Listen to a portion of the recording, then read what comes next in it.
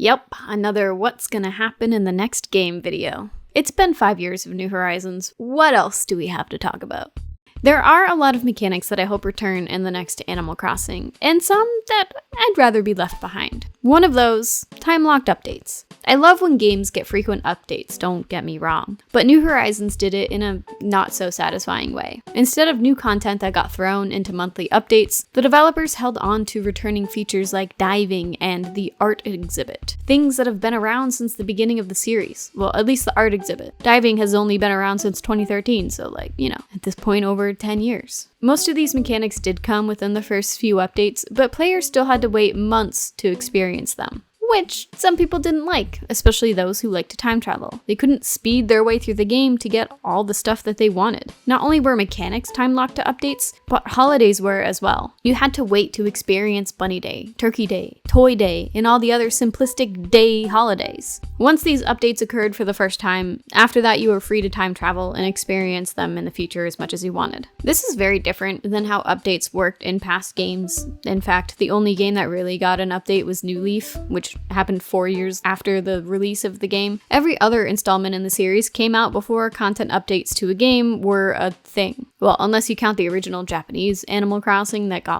a few different iterations, but they were all separate releases. Anyway, we've always been able to time travel and experience everything whenever we wanted. In New Horizons, we couldn't, and people weren't happy. What if you want to experience Christmas in July, or eat some turkey in January? New Leaf got a huge update 4 years after the initial game released. The update added a bunch of new content, new goals, just a bunch of new things to do. Completely different than the live service experience that we got with New Horizons. New Leaf was a complete game at launch. New Horizons was not. This wasn't because of COVID either, although I'm still convinced that lockdown really slowed down the development of these future updates to the game. We had evidence of farming in the code in one of the early updates that was released in the first few months that the game was out in 2020. And we didn't see farming until November of 2021. It seems like a long time to wait when evidence of said mechanic was in the code from the beginning, but I don't know how game development works, so maybe it does make sense. Maybe it needed to be there so 100 other things didn't break later. Who knows?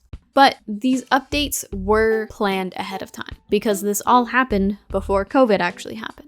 It's not like lockdown was the reason it took them a couple of months to add in diving. That was planned to be added in later from the beginning. The community wasn't a huge fan of how the returning mechanics were slowly released because of the lack of ability to time travel and experience the game in their own time. And also because New Horizons felt so incomplete at launch. And I'm not even talking about just the people who enjoy time travel. It was frustrating for many of us that had so many free hours of time thanks to COVID.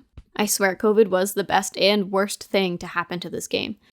I do question if the update strategy they had would have been better suited to a normal life instead of the life where we all had so many extra hours to kill in the day while we all pretended to work from home. If we were living normal lives, would the lack of content have felt like lack of content? Or would we have been content with what the developers gave us? Would the updates have been timed correctly? There are always the people who will drop 100 hours in a game in a week. They definitely still would have been upset, but maybe the rest of us would have been satisfied. I guess we'll never know. But again, COVID wasn't all bad for New Horizons. Lockdown helped create so many bonding experiences through the game that wouldn't have occurred otherwise. And because it made the game and the Switch sell incredibly well, millions more people experienced Animal Crossing that otherwise wouldn't have.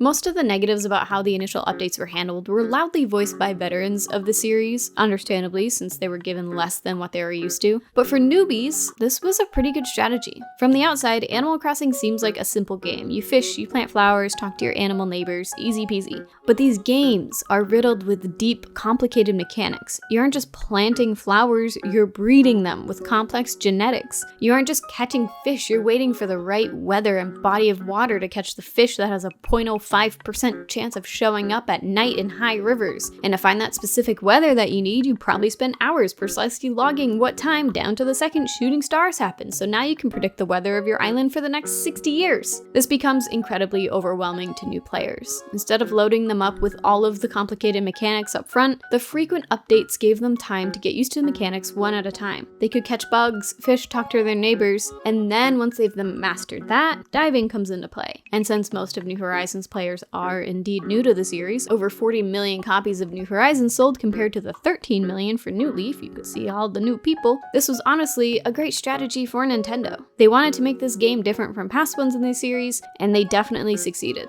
13 million of us just kind of had to deal with it. The ultimate question, will the next game also have time-locked updates? I think that answer is yes, unfortunately. While there was a lot of pushback for how New Horizons handled everything, I think the idea of monthly updates was good. I wish the mechanics that always have been there were still there from the beginning though. I don't mind new features taking their time, like farming or digging up gyroids. No, that's not a new feature. New feature, Captain Islands. I don't mind new features taking their time to be added to the game, but please don't hold back diving or art again. Instead, lock these mechanics behind gameplay. Make me complete so many donations to the museum before letting me swim, or make me play for 30 days before I can farm. Something that lets the newbies not be completely overwhelmed, but still lets the veterans not feel completely underwhelmed if they want to drop 100 hours into the game as fast as possible. They can still continue to play while everyone else can take their time. This update schedule is the best option for the noobs, if there even are any noobs left in Animal Crossing. But I guess there's always new people being born, so there will be newbies just by default. I'm torn on whether or not time-locked holidays will come back. I understand why the devs locked these initially. It's a whole experience to spend the time anticipating and playing the festive events in time with the real world. It's way more special than just time traveling your way through everything in the first month. But that's how some people play games. While I do think that waiting and anticipation is the best way to play the holidays in this game, I'm not here to police how people have fun. But like I say in every what's gonna happen in the next game video, we're just gonna have to wait and see. Who knows what Nintendo has up their sleeve for the next installment. They could throw out everything that they've ever done and give us no animals. The game is just called Crossing and we're just running across roads. I don't know. What do you think the next game will do in terms of updates? Let me know down below. Subscribe or there will never be another Animal Crossing game ever again. So you better subscribe. And I'll see you next time. Bye!